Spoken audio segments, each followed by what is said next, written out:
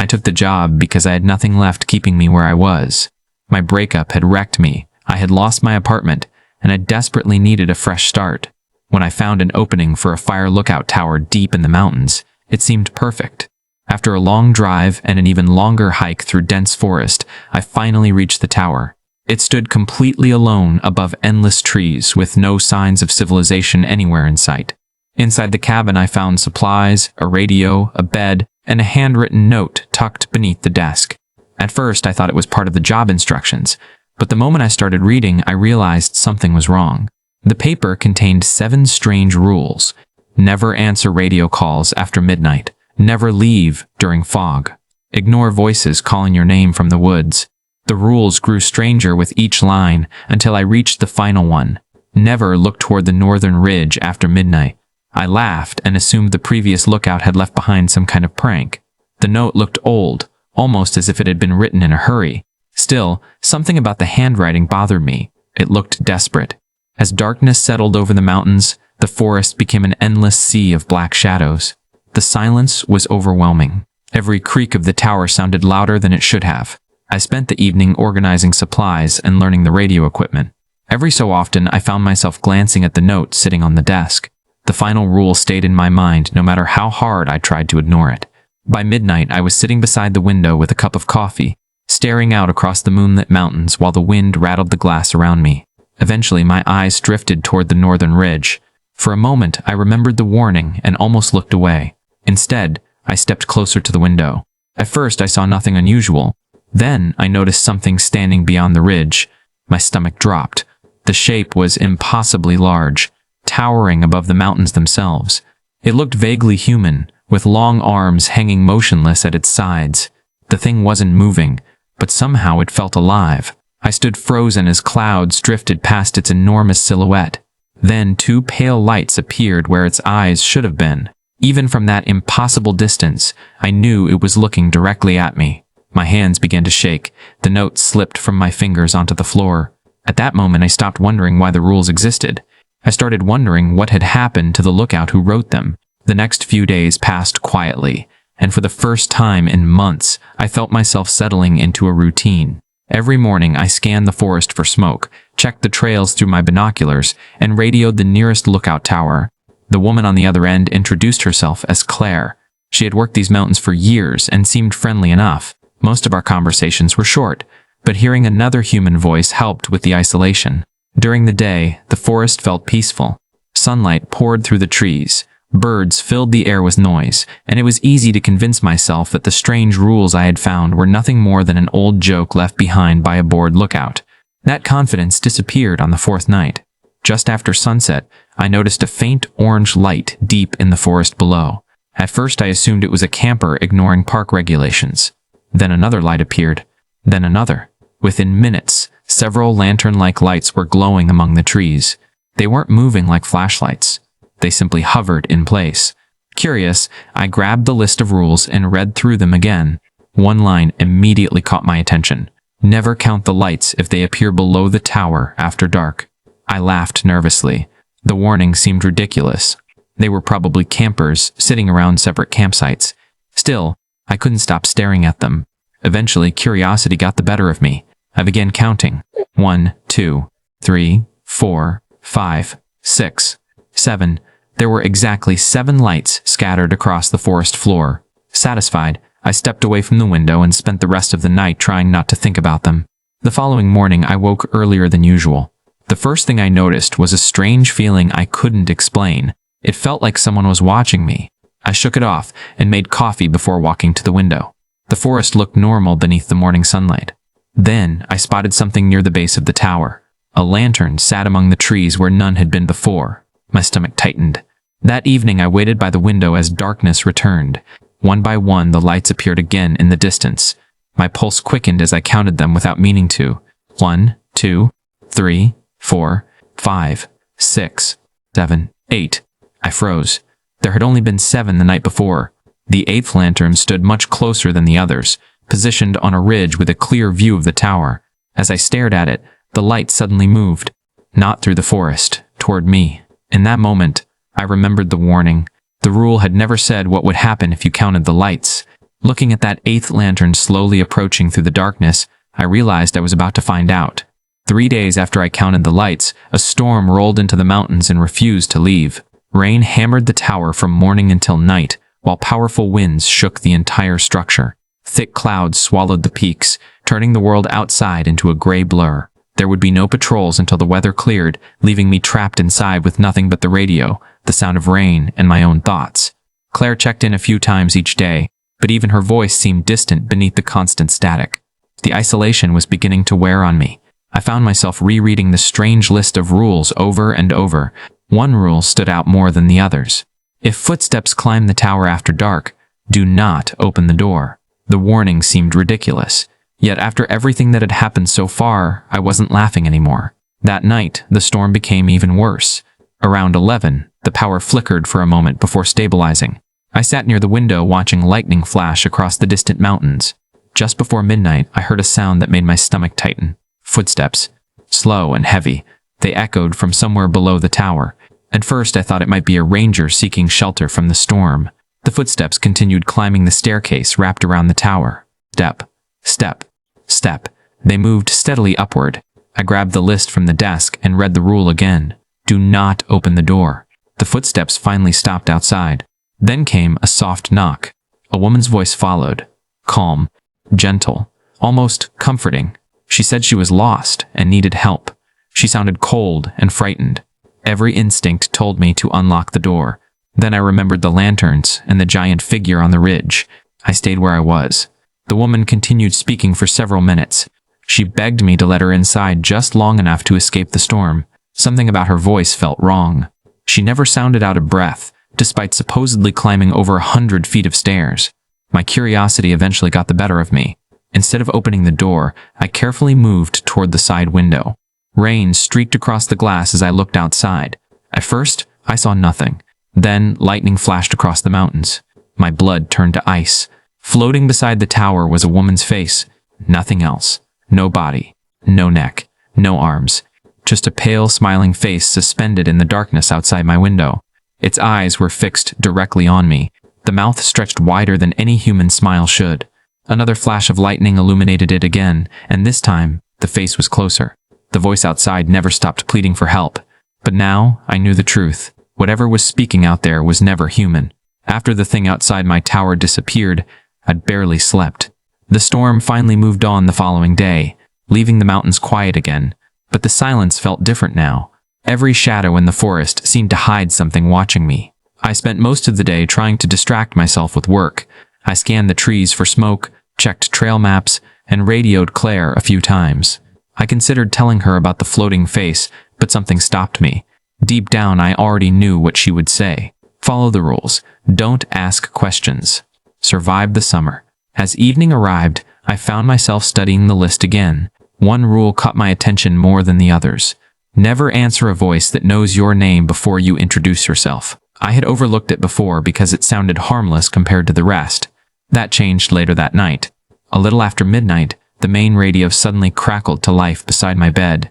The noise jolted me awake. At first, all I heard was static. Then a man's voice pushed through the interference. "Oscar, are you there?" My stomach immediately tightened. I had never introduced myself over the emergency frequency. Only Claire used that channel, and her voice was completely different. The man sounded older, tired, almost exhausted. He spoke again. "Oscar, listen carefully. You don't have much time."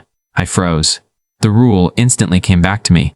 The voice already knew my name. Every part of me wanted to switch off the radio, but curiosity kept my hands still.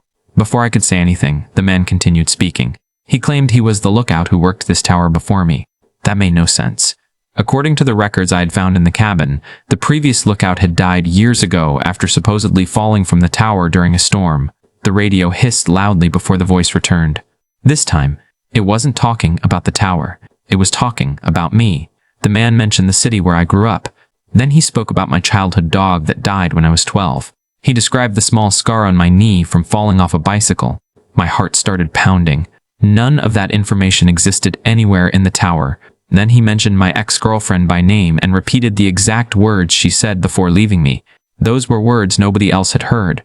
I nearly dropped the radio. The voice began laughing softly through the static.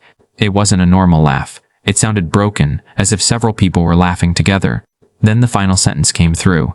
"I've been watching you long before you arrived here, Oster." The transmission ended instantly. The radio fell silent. For the rest of the night, I couldn't shake the feeling that something in the forest now knew everything about me. 2 days passed after the strange radio transmission, but I couldn't stop thinking about it. Every time the radio crackled, my heart skipped a beat. I started sleeping less and checking the locks on the tower door multiple times each night. The forest itself seemed normal during the day, yet something felt wrong. The air was heavier. The woods were quieter. Even the birds seemed less active than before. Then the fog arrived. It rolled into the mountains one afternoon and swallowed everything in sight. By sunset, I could barely see beyond the base of the tower. The white mist stretched endlessly in every direction. While rereading the list of rules, I found another warning. Never watch the valley when the fog begins moving against the wind. The rule sounded impossible. Fog followed the wind. That's how nature worked. I convinced myself it was just another ridiculous instruction left behind by whoever wrote the list. The fog remained for a second night. Around midnight, I stood by the window scanning the valley below. The weather had become strangely calm. Not a single tree branch moved. Then, I noticed something that made my stomach twist. The fog was drifting across the valley in one direction, while the treetops beneath it were bending the opposite way. At first, I thought my eyes were playing tricks on me. I watched longer. The movement became impossible to ignore. The fog was traveling against the wind. Remembering the rule, I should have stepped away immediately. Instead, I grabbed my binoculars and focused on the valley. Through the thick mist, I saw something moving. A shape. Huge. At first, I assumed it was a trick of the fog. Then, lightning flashed behind the mountains for a split second. The silhouette became visible. It was the same giant figure I had seen on my first night. Except this time, it wasn't standing still. It was walking. I barely slept after that. The following evening, the fog returned again. Despite every warning, I found myself looking toward the valley. The giant was there, closer. Its massive shape moved slowly through the mist, each step carrying it farther across the mountains. Trees disappeared beneath its legs. Entire hills looked small beside it. I watched in horror as it continued its silent march. By the third night, the creature had moved even nearer. I no longer needed binoculars to see it. Its enormous outline towered above the fog just beyond the distant ridges. Then something happened that terrified me more than its size. The giant stopped walking. It slowly turned its head toward the tower. Even from miles away, I knew it was staring directly at me. And for the first time since arriving in these mountains, I realized the thing wasn't wandering aimlessly. It was coming here. The giant never appeared during the day, but I couldn't stop thinking about it. Every night it seemed closer, and every morning I found myself searching the horizon for signs that it had been real. A week later, something else began happening in the mountains. Reports started coming through the radio about missing hikers. At first, it was only one person who had failed to return from a trail near the northern ridge. Then, another disappeared. By the end of the week, 4 hikers had vanished. Search teams were sent into the forest, but all they found were abandoned campsites. Tents stood exactly where they had been left. Backpacks, food supplies, and personal belongings remained untouched. It was as if the campers had simply stepped away and never come back. The disappearances all shared one detail. Every victim had last been seen near the northern trails, the same area where I had first spotted the giant. A few days later, I was helping direct search teams from the tower when I noticed something strange through my binoculars. One of the abandoned campsites contained several strips of red cloth tied to nearby trees. The sight triggered a memory. Months ago, before I arrived, similar markings had been mentioned in an old maintenance report stored in the tower. Curiosity got the better of me. On my next patrol, I followed the trail of red cloth deeper into the forest.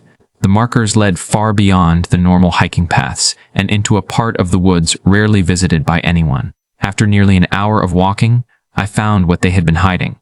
Buried beneath leaves and dirt was a rusted metal hatch. It blended perfectly into the forest floor. Pulling it open revealed a ladder descending into darkness. Against my better judgment, I climbed down.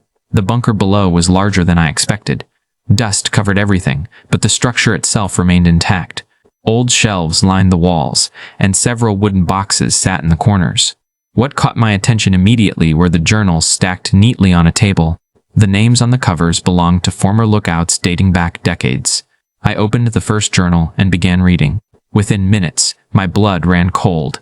Every lookout described the same thing: strange rules, unexplained disappearances, lantern lights in the forest, a smiling face outside the tower. Most disturbing of all were repeated descriptions of an enormous creature standing beyond the northern ridge. Entry after entry told the same story despite being written years apart. One journal included sketches showing the giant watching the tower from different locations over several decades. The final entry in the newest journal ended with a single sentence written in shaky handwriting. "It isn't getting closer to the tower. The tower is getting closer to it." Ever since finding the bunker, I couldn't stop reading the journals left behind by the previous lookouts. Every entry seemed to answer one question while creating 10 more. Most of the rules now made horrifying sense. The lantern lights, the voice on the radio, the smiling face outside the tower, every one of them had been experienced by someone before me. Yet one rule continued to stand apart from the rest. It was the shortest rule on the page, but every journal mentioned it with unusual fear. If the tower light goes out after midnight, never relight it. Several lookouts had underlined the warning dozens of times. One journal contained an entire page filled with nothing but those words repeated over and over. Whatever made them so terrified was never explained. Unfortunately, I was about to find out for myself. The night it happened was unusually calm. There was no fog, no rain, and no strange radio transmissions. The forest below looked peaceful beneath the moonlight. Around 1 in the morning, I sat reading one of the journals while the tower's exterior light shone across the surrounding trees. Then, without warning, the bulb flickered. Once, twice, 3 times. My heart immediately began racing. I looked up just as the light suddenly died. The darkness outside became absolute. For several seconds, I sat frozen, staring through the window. My first instinct was to grab a spare bulb from the storage cabinet. The tower light was important. It helped hikers navigate and allowed me to monitor the area around the structure. Then I remembered the rule: never relight it. I stood there debating what to do when a strange feeling crept over me. The forest had become completely silent. Not a single insect chirped. Not a single branch moved. Slowly, I stepped toward the window. At first I saw nothing except darkness. Then dozens of tiny lights appeared below the tower. My stomach dropped. They weren't lanterns. They were eyes. Hundreds of feet beneath me, glowing eyes stared upward from the trees. More appeared every second. Some were low to the ground. Others seemed unnaturally high among the branches. There were too many to count. Every one of them faced the tower. Every one of them remained perfectly still. I backed away from the glass as panic flooded through me. Then something worse happened. One pair of eyes blinked. A second pair blinked. Then all of them blinked together. The movement spread through the darkness like a wave. Whatever those things were, they had been hiding in the forest the entire time. Waiting. Watching. And the moment the tower light died, they finally knew I was alone in the dark with them. After the night the tower light failed, things changed. It felt as though whatever lived in the forest had stopped watching from a distance and started paying attention to me directly. The rules no longer felt like warnings about random events. They felt like instructions for surviving something intelligent. Every evening I found myself checking the locks, closing the curtains, and rereading the journals from the bunker. Several entries mentioned a period they called the testing phase. None of the lookouts explained what it meant, but every one of them described the same pattern. Strange noises. Small violations of the rules. A growing feeling that something was trying to lure them into making a mistake.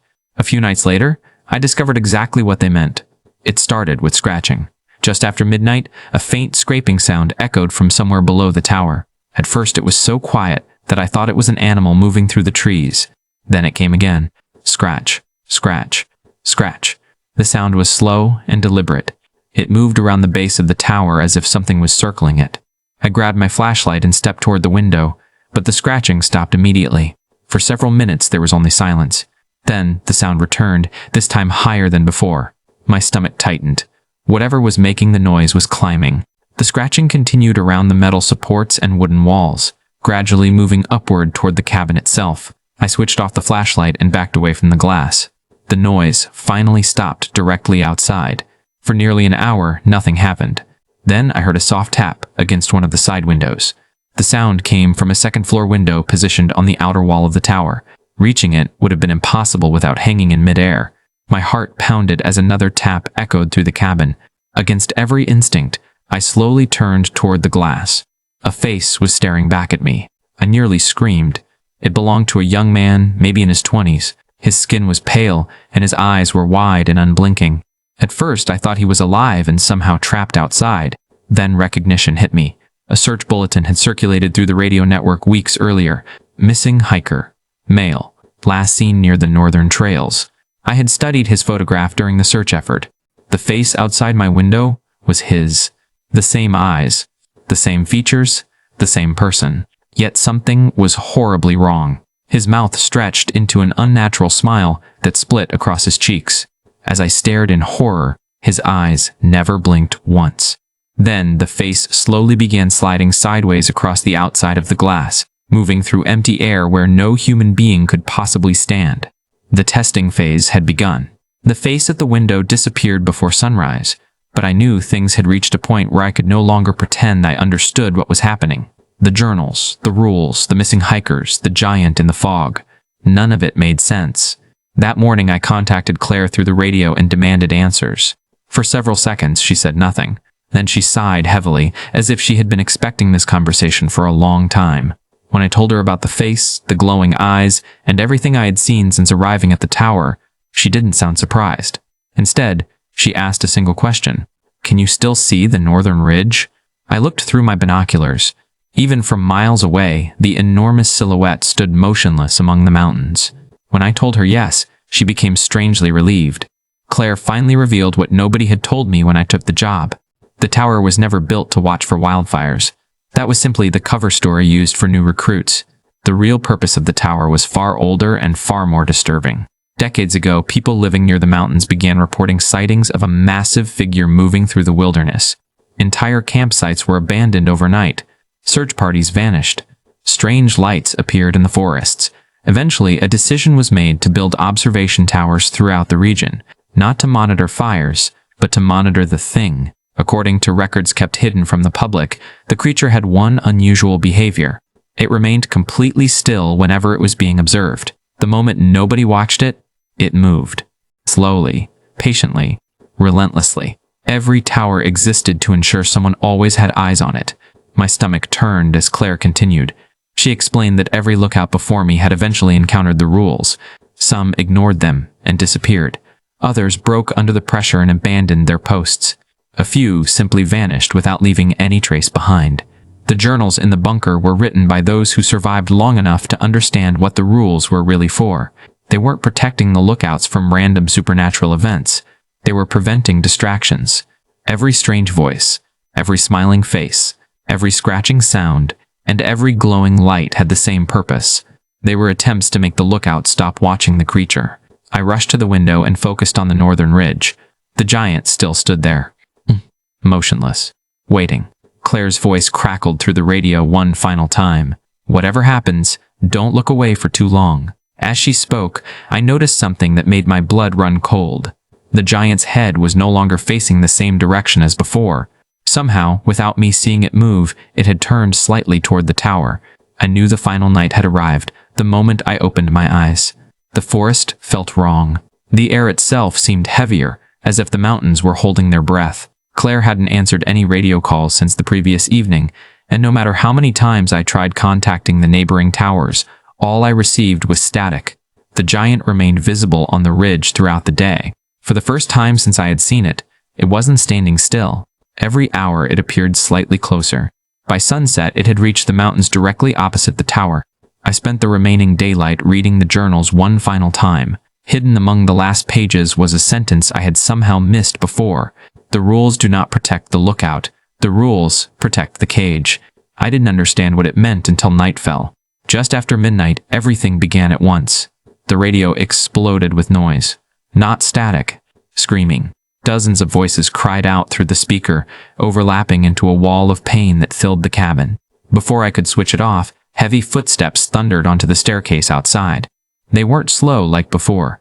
They were running. The entire tower shook as something raced upward toward me. Then the exterior light suddenly died. Darkness swallowed the forest. Instantly, hundreds of glowing eyes appeared below the tower. Through the windows, I saw smiling faces emerging between the trees. Some belonged to missing hikers. Others belonged to people I had never seen before. All of them stared upward. The radio continued screaming. The footsteps continued climbing. Every rule was being broken at the same time. It wasn't random, it was coordinated. Panicking, I rushed to the northern window and looked toward the mountains. My blood froze. The giant had reached the valley below the tower. It was larger than I had ever imagined. Its body rose above the treetops like a living mountain. Then I finally understood the truth. The creature wasn't trying to reach the tower. The tower itself was part of its prison. Every lookout before me had served as a guard. The rules existed to keep their attention fixed on the giant because observation was the thing keeping it trapped. The voices, the lights, the faces, and the scratching were all distractions designed to make the watcher fail. And I had failed. I had looked away too many times. Below me, the giant took another step. The ground trembled beneath the forest. The screaming radio suddenly fell silent. The footsteps stopped outside the door. Then the giant smiled. As darkness spread across the mountains, the first rays of sunrise should have appeared on the horizon. They never did. Hours passed. Then days. The night remained. Whatever had been trapped in these mountains for decades was finally free, and the sun never rose over the forest again.